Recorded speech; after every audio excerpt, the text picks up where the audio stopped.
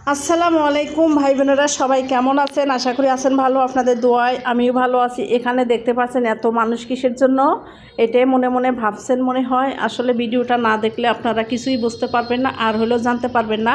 এখানে কিছুক্ষণ আগে পুলিশে সকালবেলা 2 বের নিষেধ করছে, এই রাস্তাতে মাছ বা তরু তরকারি বা এটা ওটা বেচা বিক্রির জন্য নিষেধ করছে। তারপরেও তারা তাদের বাধা শোনে না, তাই এটা নিয়ে তাদের সাথে অনেক এখানে ঝগড়াঝাটি হইল।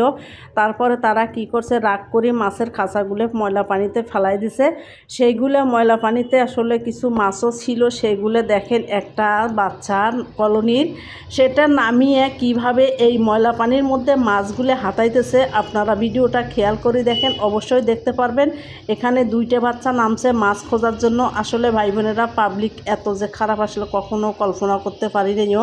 আসলে বাঙালি মনে হয় খারাপ, না করলেও কথাটা হয় না। আসলে নিষেধ করলেও তারপরেও তারা শোনে না।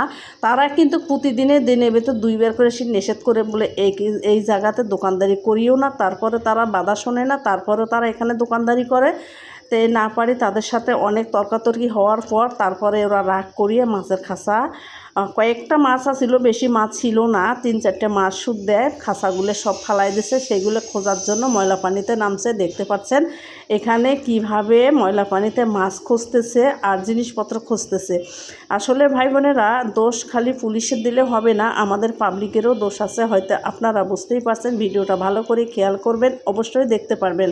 যারা আমার রেগুলার ভিডিওগুলো দেখেন, আমি সবসময় কিন্তু এই ভিডিওগুলো দেই, তাই আপনারা দেখেন এই যে ময়লা পানিতে বাচ্চাটা কিভাবে এই যে নামিয়ে মাছ খুঁজতেছে, জিনিসপত্র খুঁজতেছে। তাকে কিন্তু একটা বড় মানুষে নামাই দিছে খোঁজার জন্য। তো যে যেখান থেকে আমার ভিডিওটা দেখতে পাচ্ছেন, অবশ্যই সাবস্ক্রাইব করে দিন, লাইক দিন, ভুলেন।